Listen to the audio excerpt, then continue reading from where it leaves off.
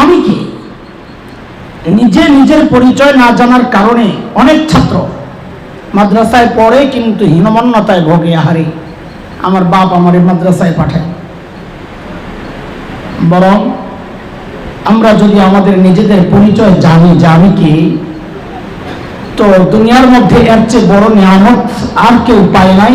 আমি পেয়েছি, এই উপলব্ধি আমার চলে আসবে। এই উপলব্ধি কেন আসে না? কারণ আমি জানি না আমি কি, আমি চিনি না নিজেকে। এর জন্য ছোট্ট একটা উদাহরণ দিই আমি। ধরো তোমাদের কাছে একটা হীরার টুকরা আছে, তোমার হীরার টুকরা বুঝো? আমার এই যে হাত দেখাইতেছি, এই সাইজের একটা হীরার টুকরা কয় হাজার টাকা হইব?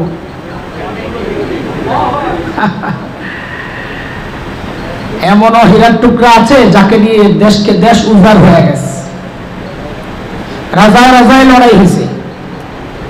কোহিনুর বেগম ছিল না? কোহিনুর বেগম ছিল? আরে চিল্লে বলো না, এরা বলো আমি বলি, ছিল না? আমাদের দেশের গ্রামের মহিলাদের নাম রাখে কোহিনুর বেগম। আসলে কোহিনুর কি জানো? ওটা একটা হীরার টুকরা। এক লোক বাদশার দরবারে আসছে, মাথার ভিতরে লুকায় রাখছিল। আচ্ছা, যে জিনিসটা চুলের মধ্যে একটা পাগড়ি টাগড়ির নিচে বা টুপি বা একটা কাপড়ের নিচে লুকায় রাখা যায়, এটা কি অনেক বড়? ছোট কিছুই হবে। তো কিভাবে জানি মাথার ওই জিনিসটা সরে গেছে। তখন ওই হীরার আলোটা যখন ছড়ায় গেছে, তো যেই বাদশা তার সামনে এটা ঘটছে, ওই বাদশা দেখে অবাক হয়ে বলল, কোহিনুর, এটা ফার্সি শব্দ। কুহ পাহাড়, নূর আলো। ওই ছোট্ট পাথর, ওটার আলো দেখে তিনি বলেছিলেন কোহিনুর, আলোর পাহাড়। এত আলো ছড়ায় গেছে ছোট্ট পাথরের। যদিও এখন কালাবেরি নাম রাখে কোহিনুর। হ্যাঁ, বেগম বেগম, এটা তো একসময় মোগলদের বউদেরকে বলা হতো বেগম, যার কোনো গম নাই, পেরেশানি নাই, টেনশন নাই, টেনশন ফ্রি মানুষ। এখন খাইতে পায় না, জামাইয়ের পিঠা খায়, শাশুড়ির গুতা খায়, পোলায় শোনে না কথা, সব যত অশান্তির বেডির নাম হইল বেগম। সব উলট পালট অবস্থা। ঠিক আছে, এখন এত দামি একটা হীরার টুকরা তুমি মালিক। ছাত্রদেরকে বলছি, বলো কোথাও সফরে যাওয়া দরকার। সেই সফরে যাওয়ার সময় তুমি ওই হীরার টুকরাটা কারো কাছে আমানত রেখে যেতে চাও। এখন তুমি বলো কার কাছে রাখবা? এমন কাউকে খুঁজবা যে যার চরিত্র হচ্ছে মেরে দেয় কথা। এমন কারো কাছে রাখবা যার চরিত্র হচ্ছে মেরে দেওয়া, কিছু আমানত রাখলে অস্বীকার করে, এমন কারো কাছে রাখবা? এমন কারো কাছে রাখবা যে মাঝে মাঝে মারে, মাঝে মাঝে ছাড়ে? কাকে খুঁজবা? সবচাইতে বিশ্বস্ত মানুষটাকেই খুঁজবা। একটু সন্দেহ হইলে তুমি বলবা আমার সফর মুলতবি, সফর বাদ, কিন্তু আমি আমার এই দামি জিনিস অযোগ্য কারো কাছে, অবিশ্বস্ত কারো কাছে দিব না। এমন তো হওয়ার কথা নাকি ভাই? সারা দুনিয়াটা যদি হীরার টুকরা হয়, এই হীরার টুকরা যদি আরো কোটি গুণ বড় হয়, তাও মনে রেখো তুমি যে ইলম শিখতে আসছো, কোরআনের ইলম, ওই কোরআনের একটা নোক্তার যে মূল্য, একটা অক্ষরের যে মূল্য, এই গোটা দুনিয়া হাজার কোটি গুণ বেশি বড় হীরার টুকরা হইলেও ওই কোরআনের একটা অক্ষরের মূল্য সমান হবে না। কেন? কারণটা কি? কারণ সোজা, কারণ গোটা দুনিয়া যত গুণ বড় হীরার টুকরা হোক না কেন, সে সৃষ্টি, আল্লাহর সৃষ্টি। আর কোরআন আল্লাহর সত্তার অংশ। একটা হচ্ছে একটা সম্পর্ক খালেকের সাথে, আরেকটা সম্পর্ক মাখলুকের সাথে। খালেক আর মাখলুক যেমন বরাবর হয় না, গোটা দুনিয়া হীরার টুকরা হইলেও কোরআনের একটা অক্ষরের বরাবর হইতে পারে না। তাইলে এবার বুঝো, সামান্য একটা হীরার টুকরা তুমি কারো কাছে আমানত রাখার ক্ষেত্রে বিশ্বস্ত লোক চিন্তা করো, তো আল্লাহ তাআলাও এই কোরআনের আমানত রাখার জন্য সারা দুনিয়া থেকে বিশ্বস্ত লোক খুঁজে খুঁজে খুঁজে খুঁজে এনে তারপরে মাদ্রাসায় ঢুকাইছেন। যাকে তাকে মাদ্রাসায় আনেন নাই আল্লাহ তাআলা। এটা আমার কথা না, এটা আল্লাহ নিজে বলেছেন। আল্লাহ কি বলতেছেন? ثم أورثنا الكتاب الذين اصطفينا من عبادنا فمنهم ظالم لنفسه ومنهم مقتصد ومنهم سابق بالخيرات بإذن الله ذلك هو الفضل الكبير।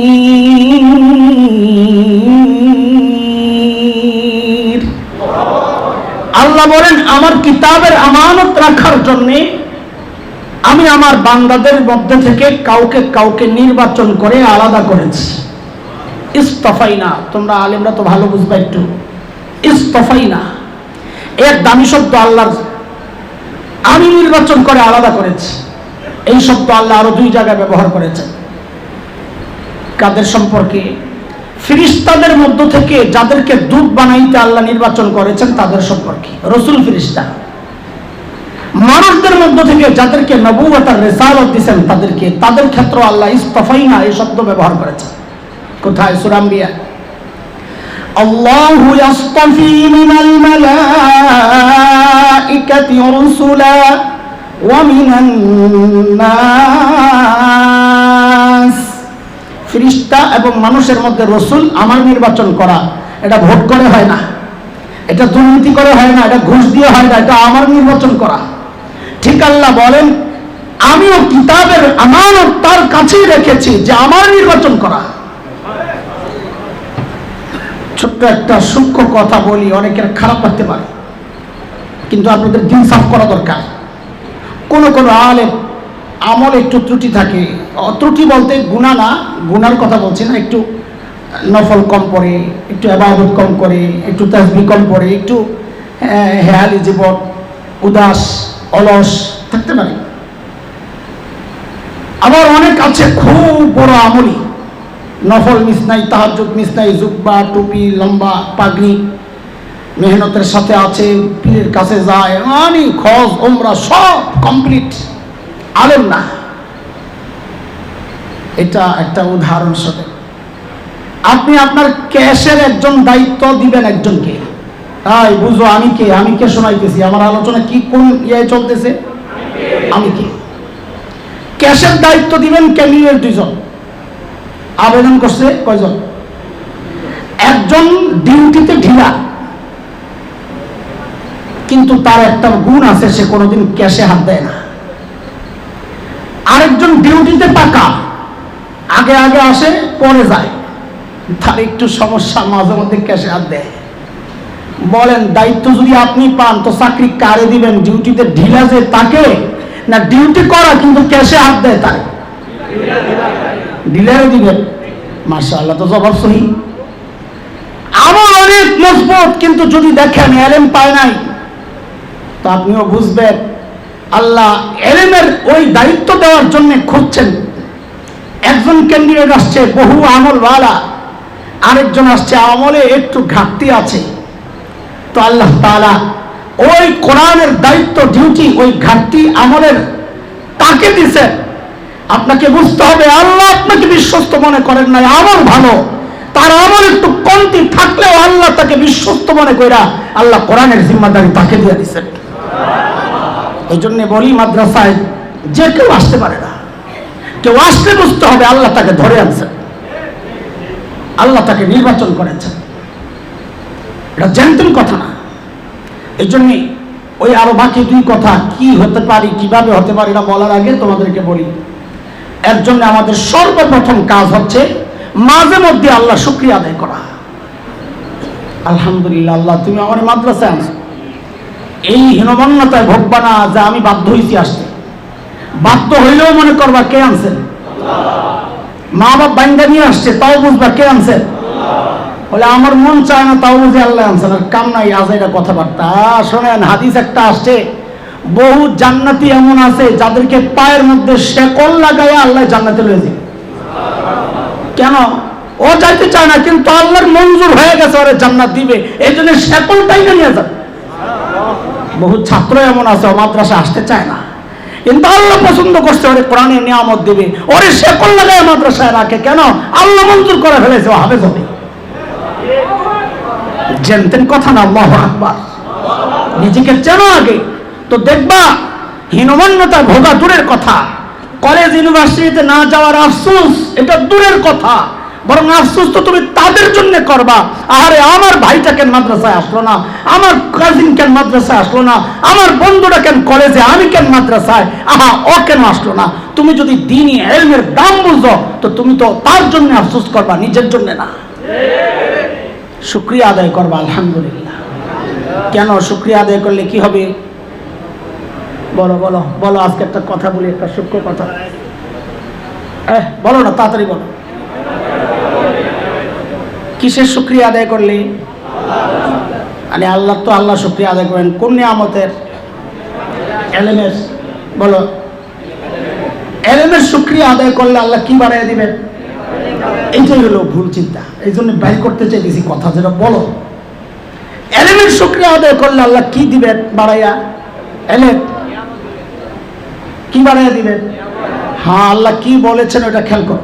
আল্লাহ বলেন লাইন শাকারতুম লাযীদান্নাকুম ওয়া লাইন কাফারতুম ইন্না আযাবী লাশাদীদ।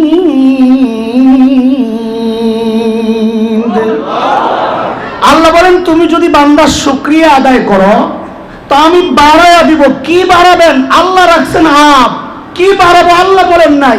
আমি কেন নির্দিষ্ট করতেছি? যেই নিয়ামতের আমি শুকরিয়া আদায় করছি আল্লাহ ওই নিয়ামত বাড়াবেন, আল্লাহ বলছেন নাকি? তো আল্লাহ বলেন নাই, আমি কেন নির্দিষ্ট করি? আল্লাহ সব নিয়ামত বাড়াই দিবেন। তুমি ইলমের নিয়ামতের শুকরিয়া আদায় করো, আল্লাহ তোমার দুনিয়ার নিয়ামত বাড়াইয়া দিবেন। তুমি ইলমের নিয়ামতের শুকরিয়া আদায় করো, আল্লাহ তোমার সুখ শান্তির নিয়ামত বাড়াইয়া দিবেন। তুমি ইলমের শুকরিয়া আদায় করো, আল্লাহ দুনিয়ার সমস্ত জরুরতের নিয়ামত তোমার জন্য বাড়াইয়া দেবেন। একটা আদায় করো, আল্লাহ সব দিয়ে দিবেন। এটা আল্লাহর সিস্টেমটাই এটা। এই জন্য দোস্ত, আমি কে আগে বোঝার চেষ্টা করো। দুই, কি হতে পারে? শেখ আবুল হাসান আলী নদভী রহমতুল্লাহ আলাইহি বলেছেন, একজন মানুষ চাইলে আল্লাহ হতে পারবে না, পারবে? একজন মানুষ চাইলে ফেরেশতা হতে পারবে না, পারবে? একজন মানুষ চাইলে নবী হতে পারবে না, পারবে? এটা আল্লাহর নিজস্ব নির্বাচন, এটা নির্বাচন করা হয় না, এটা ভোট ডাকাতিতেও হয় না, ঘুষ দিলেও হয় না, কিছুতেই হয় না। এটা কার নির্বাচন? একজন মানুষ চাইলে সাহাবী হইতে পারে না, কারণ সাহাবীর জন্য ইমানের সাথে নবীকে দেখা সোহবত শর্ত। এছাড়া একজন মানুষ যদি চায় সে সব হইতে পারে, কোনো রাস্তা বন্ধ হয় নাই। এমনকি চাইলে সে তাবিঈও হইতে পারে। কেমন কেমন লাগতেছে তোমাদের আমি জানি। আগে বলো তো তাবিঈ কাকে বলে? শাবাশ, এটাই ভুল চিন্তা। আমরা সাহাবীর সংজ্ঞার সাথে সাথে তাবিঈর সংজ্ঞাও এটা বানিয়ে নিছি। সাহাবী কাকে বলে? যারা ইমানের সাথে নবী দেখছেন, ওই ইমান সহ মারা গেছে। তালে তালে সবাই এটা বলে ফেলে। তাবিঈ কাকে বলে? যারা ইমান সহ সাহাবী দেখছেন। সাহাবীর মধ্যে উলামায়ে কেরাম যারা যুবক আছে, মুরব্বীরা তো জানেন এগুলা, যুবকরা শুনো। সাহাবীর মধ্যে সোহবত শর্ত, দেখা সাক্ষাৎ শর্ত। তাবিঈর মধ্যে তাবা শর্ত, সোহবত শর্ত না। এই জমানায়ও যদি কেউ সাহাবীর তাবে হয়, সেও তাবিঈ। কার কথা এটা? কোরআনের কথা। সূরা তাওবা 100 নম্বর আয়াত খুলে দেখো। আল্লাহ বলেন, والسابقون الأولون من المهاجرين والأنصار والذين اتبعوهم بإحسان। আল্লাহ বলেন যারা সাহাবী, কিয়ামত পর্যন্ত যারা সাহাবীর অনুসরণ করবে সবাই তাবিঈ। সমস্ত তাবিঈর জন্য আল্লাহ বলেন আমি তাদের উপর সন্তুষ্ট, যেমন সাহাবীদের উপর সন্তুষ্ট।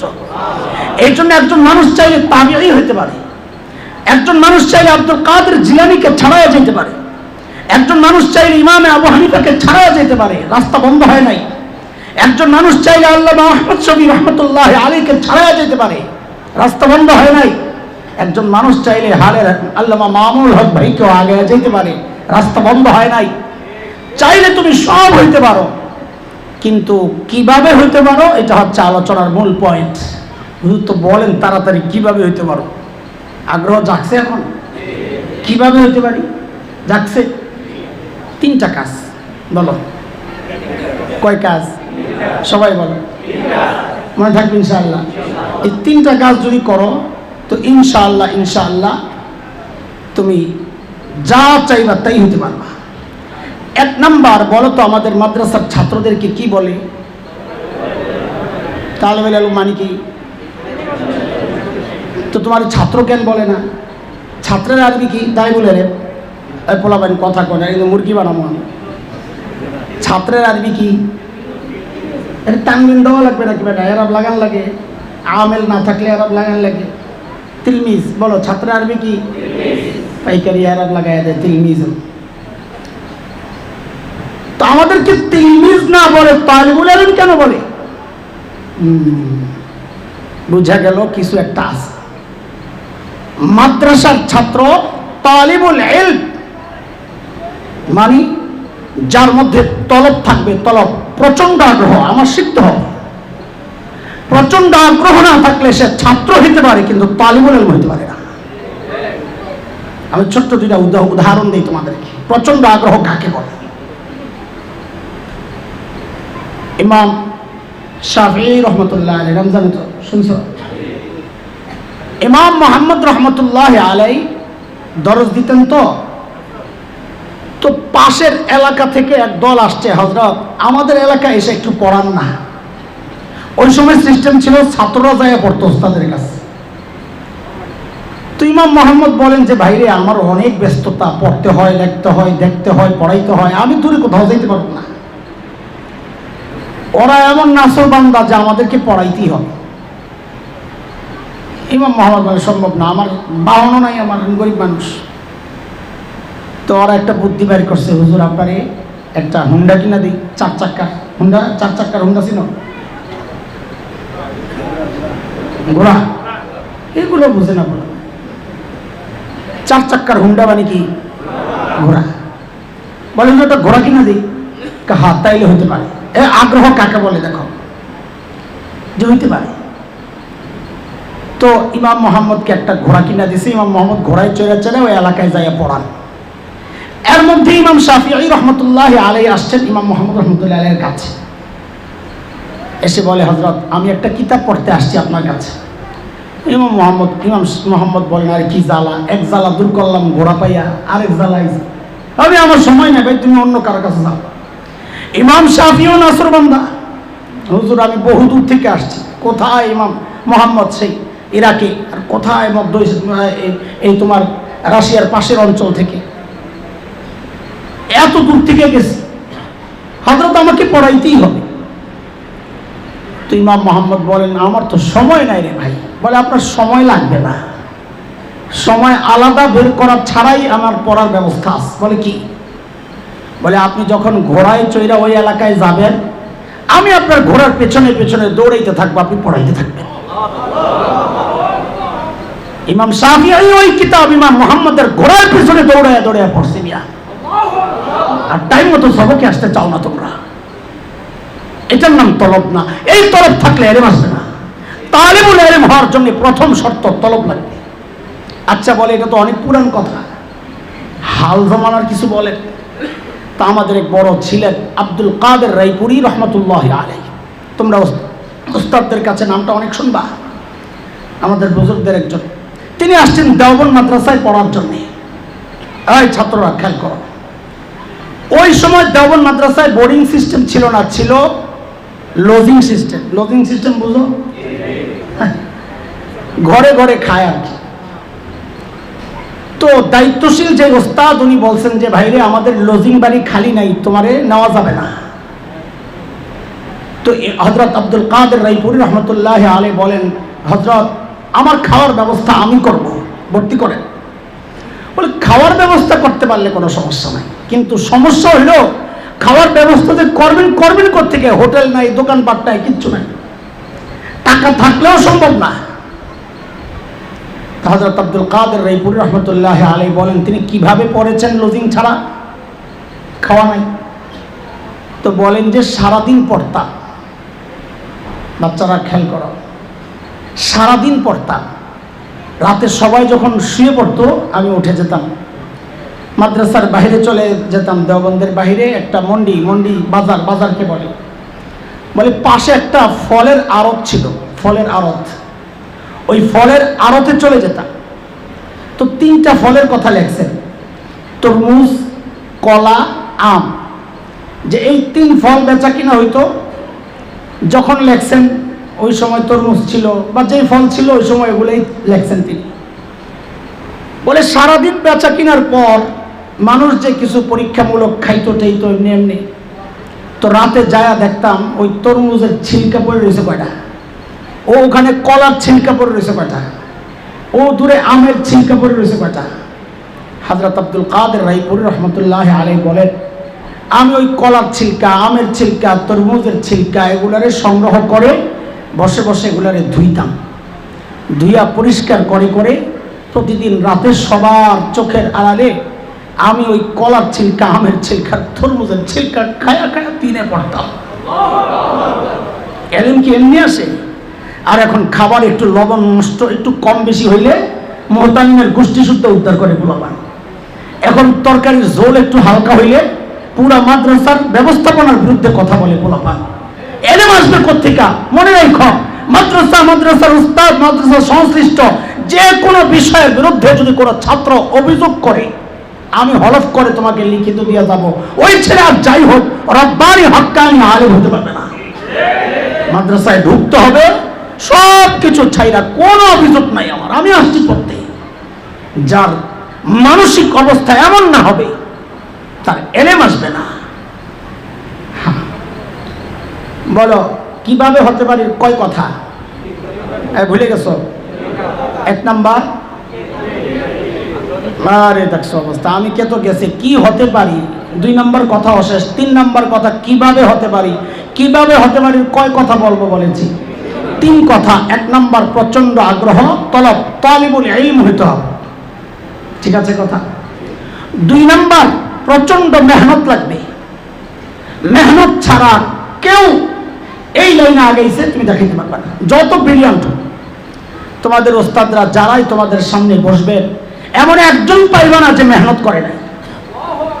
মেহনত ছাড়া এই জায়গায় আসতে পারে না, এটা অসম্ভব। কম বেশের কারণে, মেধার কারণে কারো মর্যাদা উপরে উঠছে, কেউ মোটামুটি, এগুলা আল্লাহ তাআলার দান, যালিকা ফাদলুল্লাহ। আল্লাহ কাউরি ব্রেন দিয়েছেন, কেউ একবার পড়লে হয়, কেউ সারাদিন। আমাদের সাথে এক ছেলে পড়তো, মুস্তাফিজ ভাই, আসছেন কলেজ থেকে, বাবা নাস্তিক ছিলেন, পরে আলহামদুলিল্লাহ তওবা সহ মৃত্যু নসিব হয়েছে। তো ছেলেরে বিদায় করে দিয়েছেন, ছেলে মাদ্রাসায় পড়বে না শুই না, কমিউনিস্ট পুরা বাবা। সেই ঘর থেকে ছেলে মুজাহাদা করে চলে আসছে, মাদ্রাসায় পড়বে, নানু কিছু খরচপাতি দিত। তো যেহেতু সম্পূর্ণ ভিন্ন ঘরানার, হঠাৎ মাদ্রাসার পড়ালেখা মাথায় ঢুকতো না। তো সারাদিন বসে বসে একটা মাজদার মুখস্থ করতো, তাইসিরুল মুহতাদিস মুখস্থ করতো সারাদিন। রাতে জিজ্ঞেস করতাম, মুস্তাফিজ ভাই হাল কি? ভুলে গেছি, সারাদিন পড়ছে, ভুলে গেছি। এই মানুষটা দাওরার বছর আমাদের সাথে পুরা একদম শুরু থেকে শেষ পর্যন্ত পড়ছে। দাওরার বছর কোন শব্দ যদি আমাদের অর্থ মনে না থাকতো, ওই ডিকশনারি লোগাত খুইলা বাইর করা এটা দেরি লাগে। মুস্তাফিজ ভাই এটা অর্থ জানি কি, পুট করে বলে দিত। ওই লোক মেহনত ছাড়া কেউ আগাবে না। ব্রেন কম থাকলেও মেহনত করলে আল্লাহ আগায় দেয়। কিন্তু অনেক ব্রিলিয়ান্ট, কিন্তু মেহনত করে নাই, আগাবে না। তোমার মধ্যে হাজারো প্রতিভা থাকুক, মেহনত ছাড়া ওই প্রতিভা প্রকাশ পাবে না। আমি ছোট্ট একটা উদাহরণ দিই। মেহেদি পাতার রং কি বলতো? পাতার রং কি? আমি পাতার ভিতরের রসের রং তো জিজ্ঞেস করি নাই রে। পাতার রং কি? এক মুঠো পাতা হাতের মধ্যে নিয়ে আরেক হাত দিয়ে চাপা দিয়ে সারা রাত ঘুমাও। দোস্ত আয়া পড়ছে, হ্যাঁ বয়ান শুনতে, আপনাদের সবসময় বয়ান শুনতেই আসেন, আসেন, শেষ কথাও শেষ।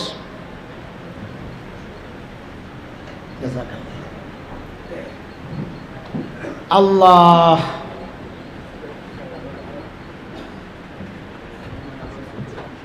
এই সবাই তো মাজুর না, এত সবাই মাজুর নাকি? মেহমানরা বসুক না, নিচে বসুক, আপনি তো মাঝুর, বসেন। ও মেয়র সাহেব আসতে দেখ, আর মেয়র সাহেব তো স্ট্রং, পুরা স্লিম বডি, মাশাআল্লাহ। জনপ্রতিনিধি যারা এমন থাকলেই ভালো। আমাদের জনপ্রতিনিধি হয় দুই পাশে দুইজনের ধৈর্য যাইতে হয়, এটা বড় মুশকিল। এমন হলে কেউ মুসিবতে বসে দৌড়ে যেতে পারে। আল্লাহ ভাইয়ের সুস্বাস্থ্য দান করেন, বলে আমি তো বলতেছিলাম মেহেদি পাতার রং কি বলো তো? এক মুঠো মেহেদি পাতা হাতের মধ্যে রেখা সারা রাত এইভাবে হাত আটকায় রাখছো, সকালে ওইটা দেখবা অনেক লাল হয়ে গেছে না? লাল হবে না কেন? পিসা হয় নাই। ওইটাই হিন্দিওয়ালারা বা উর্দুওয়ালারা একটা প্রবাদ আছে ওদের এই কথাটাই, সেটা হলো হেনা। হেনা হলো মেহেদি পাতা, আরবিতেও বলে হেনা। তোরা বলে হেনা রং লাতি হ্যায় পত্থর সে ঘিস জানে কে বাদ। কি বলছি? এই বলো কি বলছি, একজন বলো, তুমি বলো কি বলছি। দাঁড়ান দাঁড়ান, এই হচ্ছে তোমাদের আরেক সমস্যা। এটাও একটা সবক নাও। কোনোদিন কোনো মজলিসে খাতা কলম ছাড়া বসবা না। কোনোদিন কোনো মজলিসে খাতা কলম ছাড়া বসবা না। এগুলারে গনিমত মনে করবা, এগুলারে গনিমত মনে করবা। কথা একটা পাইবা লেখবা, কথা একটা পাইবা লেখবা, এই অভ্যাস তৈরি করো।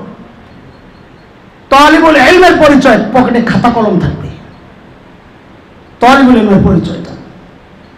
তাইলে বোঝা যাবে তোমার মধ্যে আগ্রহ আছে। তুমি তো আল্লামা আনোয়ার শাহ কাশ্মীর, আমি বলছি তুমি 1000 বছর মনে রাখবা, নগদই তো করতে পারো না, পরে মনে রাখবা কেমনি? তো কি ফায়দা হইল আমাদের কথা? তো বলো হেনা রং লাতি হ্যায় পাথর সে ঘিস জানে কে বাদ। মেহেদি পাতা রং ছাড়ে কখন? যখন তাকে পাথর দিয়ে ঘষা হয়। আমাদের এই ছাত্রদের প্রতিভার অভাব নাই। বলে প্রতিভা যে আছে এর প্রমাণ কি? বলে ওর হাতে একটা অ্যান্ড্রয়েড সেট দিয়ে দেখেন প্রতিভা আছে না নাই। যা আমরা কিচ্ছু জানি না সব জানি, আরো ছোটটাও জানে। যত গুড়া তত এক্সপার্ট, সব জানে ওরা। যা যেই ফাংশন আপনি আমি কিছুই বুঝি না। তাহলে ওদের মেধা নাই বলছে কি? কিন্তু এই মেধা বিকশিত হচ্ছে না কেন? সৌরভ ছড়াচ্ছে না কেন? কারণ মেধা এটাও ওই হেনার ওই মেহেদি পাতার কালারের মতো ভেতরে এটা লুকায় আছে। এই ভেতরের প্রতিভাকে বাহিরে বিকশিত করতে হইলে ওই প্রচন্ড মেহনতের পাথর দিয়ে ঘষাঘষি করতে হবে। তাই একদিন তুমি আল্লামা খালিদ সাইফুল্লাহ আইয়ুবী হয়ে যাবে, বা আরো ছাড়াইয়া যাবে ইনশাআল্লাহ। তাইলে কয় জিনিস? এক হইল 1 নাম্বার তলব, 2 প্রচন্ড মেহনত, 3 ইলম। এটা পাক জিনিস না পাক জিনিস?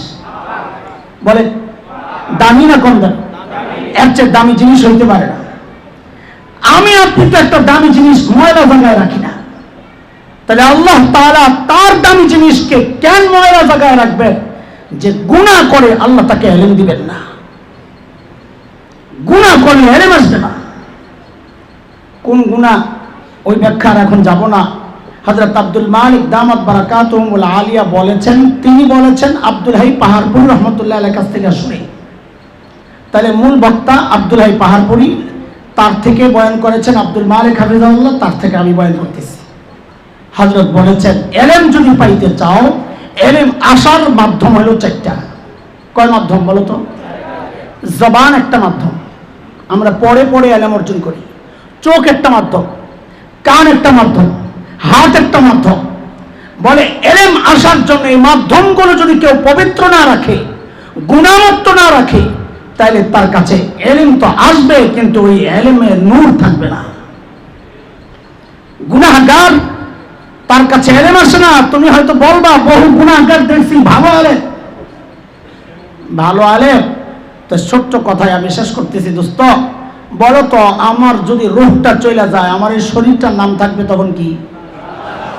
লাশ। লাশ তো শব্দ জানো না, আরবি শব্দ লাশাই লাইসা বিশাই, কিছুই না। এটা রূহ আছে তো এই শরীরের দাম আছে, রূহ নাই তো এই শরীরের দাম নাই।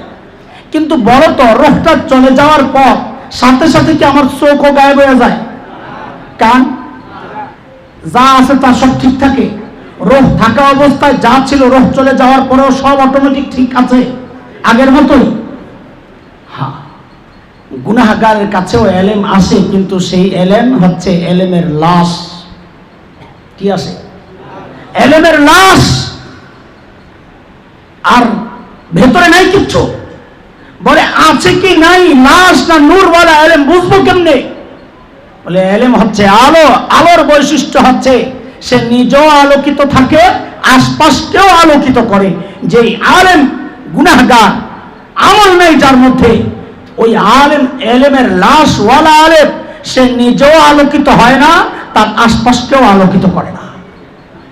ওই এলেমের কোন মূল্য আল্লাহর কাছে নেই, সমাজে অনেক কারোর কাছে নেই। এই জন্যে ওই যে বলেছি আমাদের 1 নম্বর কথা ছিল আমি কে, মনে আছে কথা? আমি হচ্ছি সারা দুনিয়া থেকে বাছাই করা আল্লাহর নির্বাচিত বান্দা, জান্নাত না, মনে থাকবে ইনশাআল্লাহ।